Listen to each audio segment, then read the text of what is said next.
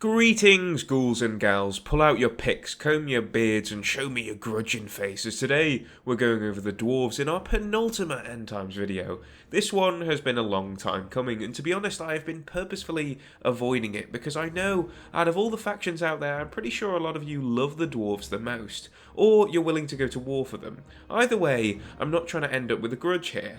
Also, just to quickly address it, I am ill, but I didn't want to delay this video because I feel like a lot of people have been waiting for it for long enough. To make this video, I thought a lot about the dwarves and their lore. To me, they feel similar to the elves and lizardmen, as they're the old guard for the old world and have been for millennia. On the one hand, this makes them the perfect target for a tragic ending, to have them make one last, glorious defense so that humanity and the elves can defeat chaos in the long run. Is that what we're doing in today's video? Nah, I thought it was too similar to what we did with the lizardmen.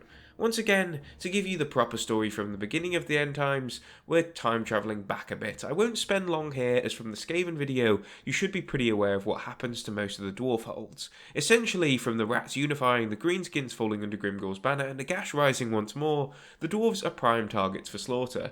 As the twin-tailed comet soared through the sky, Thorgrim Grudgebearer did hit a word from Teclis about an oncoming end times, but he was too stubborn to listen. He believed in the everlasting strength of the dwarves, and then had to watch as the great Dowie holds were cut off from one another and besieged by Skaven. At Karak, Thorgrim held council with his lords and retainers, and when in walked a figure he had not seen from quite some time. The fabled white hair of Gromrindal let the dwarfs know this was indeed a time of great peril, but they would not be without their protector for it.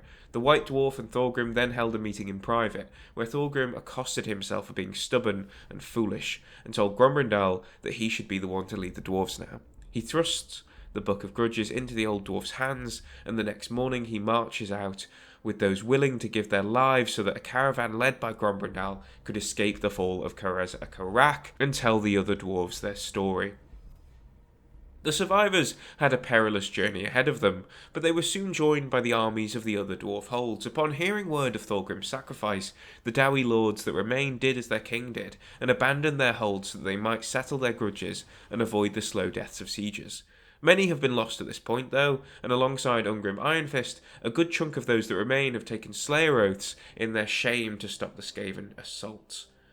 Like any army of order making its way through Sylvania and the Empire, the dwarves are constantly harassed as they travel. They are weakened by constant Skaven and Beastmen assaults, forcing them to move slowly, even for dwarves, so they don't risk getting caught out by the larger, roaming hordes.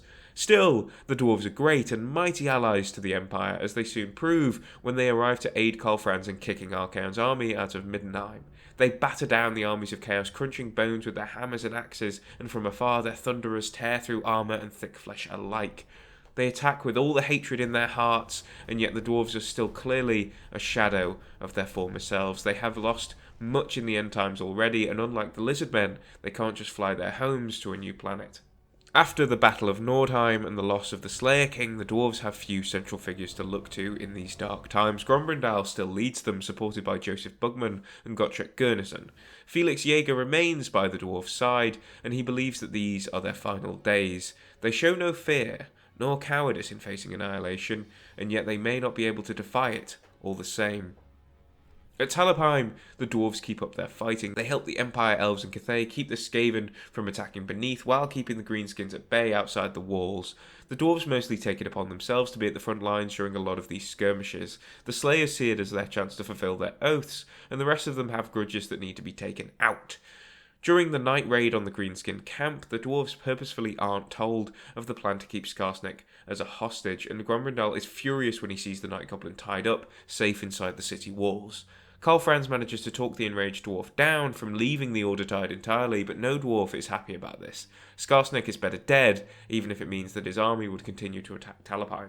Skarsnik, in a desperate plea for his life, calls off his goblin hordes, most of which follow Grimgor in his chase of the Green Knight so that they can continue pillaging random places. He even goes so far as to offer his sneaky wits and cunning so that he can keep his head, but Gromrindal won't have it. He will allow the goblin to be used as a hostage, but nothing more.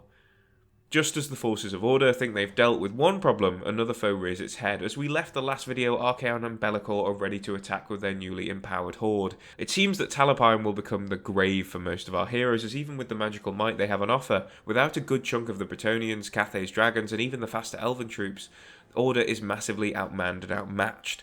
Luckily, they have the best defenders in all of Warhammer Fantasy on their side. The dwarves begin to ready themselves for battle without missing a step, and while Karl Franz clashes with Be'lakor in the air, Grombrindal takes charge of everyone on the ground, ensuring that if chaos is to take even an inch, they're going to have to work for it. And that they do. Scores of demons and thousands of Norskins are slain on the ends of spears and axes, but once the fodder has spent itself tiring the defensive lines out, the real heavy hitters lay waste to the poor mortals trying to save the world. Greater demons, dragon ogres, and the corrupted monstrosities of Hellpit batter the walls, and the defence of Talabheim seems impossible, especially as Archaon burns his way through dozens of defenders at a time. Grombrindal locks eyes with Archaon and sees no other option but to lead the dwarves in one last desperate charge to have them hold the line so that the others can escape. However, Joseph Bugman isn't so keen on the whole group suicide thing, and so he grabs Grombrindal by the shoulders and tells the dwarven hero that they're more useful alive than dead. The dwarves are more than a king, a mountain hold and their grudges. They are a people that should not be destined to die defending others, and there are other options to save the day.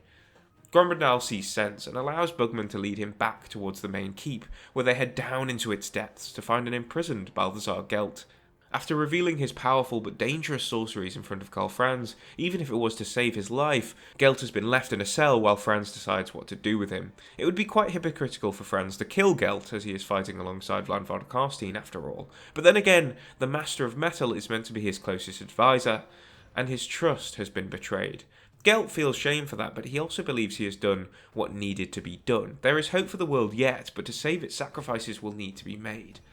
Down in Gelt's cell, Grombrindal asks the wizard if he will fight. Gelt says that he cannot control the magics that are new to him, but Joseph Bugman tells him all they'll need is the law of metal. Freed from his containment, Balthazar Gelt wreaks havoc on the Chaos lines. Their armoured troops find their defences turning against them, and endless barrages of molten metal beat Chaos back for a time. Also, Gelt empowers the guns of the Dwarfs Empire and Cathay, allowing them to rip through even the mightiest of armours and flesh. Still, even this is not enough to force Archaon into a retreat. For every blast of metal, the Ever-Chosen sends a flaming head to kill another lot of the defenders. There is also one target that even the mightiest cannon can't penetrate. Taurox, the brass bull, charges easily into the lines of gunners, making himself public enemy number one for the good guys. Alethanar draws Taurox away with a shadow clone, and Marcus Wolfhart helps the elven archer find that sweet spot underneath Taurox's chin, bringing the Minotaur down. With Taurox down, Order gets a moment to breathe, and in that moment, Karl Franz orders that they use the tunnels that the Skaven had been using to harass them in order to escape. The dwarves agree to this plan, and as Teclis covers the city in a blanket of shadow, Order makes it escape. Or does it? No, it does, but Be'lakor does get swiped out of the way as he tries to pursue by a returning Malekith. Malekith sped back ahead of time so that he could tell Teclis what happened at Skavenblight, but he's been sent back again to tell the Cathayans, Lewin, and the others what happened at Talabheim. Down in the tunnels, the dwarves make use of their underground knowledge, but the Ratway is still fairly new to them, especially the parts under the Empire. They are attacked by multitudes of Skaven, but luckily Vlad and Arkan are able to resurrect the fallen rats and have them act as buffers for the Order tide. Still, things don't seem good, and Teclis is at his lowest. How can he beat Archaon? The one chance they had was ruined by the Orcs, and with Be'lakor and Volton at his back, the Ever-Chosen is near untouchable. Grombrindal tells the elf that things don't need to be so straightforward as taking off the head of the snake. It's clear Archaon had a plan. That's why he held Middenheim rather than press his advantage down to Altdorf and just take over the Empire. When the Order tide next encounters a group of Skaven, they capture the War Chief and ask what's ahead in Middenheim. The War Chief doesn't know any specifics, but there was evidence of some digging, and so they've started digging too. Under the cover of shadows, Teclis races over to Middenheim and sees the Chaos Gate. He rushes back and has Order immediately take over the ruins of Middenheim. He contacts everyone willing to fight for the fate of the world and readies himself to shut off the gate. Teclis' plan is to create a ritual similar to that which made the Great Vortex, but instead of limiting the powers of Chaos, he hopes to shut it off entirely. As the armies of elves, men, dwarves, and more unite, Teclis finds his way to the depths of Middenheim. Feeling an overwhelming sense of magical power, he knows he has found the gate. He shuts out the voices calling for him to embrace its power, turn on his allies, and he begins his work. Just as he does so, over the horizon, Karl Franz spots the oncoming horde of the Everchosen. The final battle is about to unfold. And there we have it, Ghouls and Gals, the dwarves in the end times. This one, I think, ran a bit shorter than the others, but that's mostly because, well, we are looking at the dwarves after all. Horrible pun aside, let me know if you liked this as always. We're going with the Empire as our final video. Little bit of a spoiler there, but that will wrap up this End Times rewrite. I hope you've enjoyed it. And after that, we'll see what happens to this channel. Really, we will. But as always, I'll see you in the next one. Lots of love. Bye-bye.